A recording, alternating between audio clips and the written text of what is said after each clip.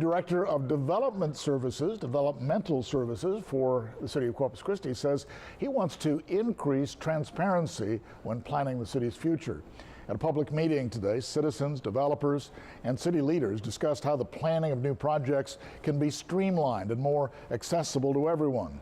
One new tool unveiled was something called a zoning case tracker, an interactive map that allows people to go online and see all of the active zoning cases. He says future public meetings will help keep everyone up to date on the changes that are happening around the city. I want a two-way dialogue, and I think it's working.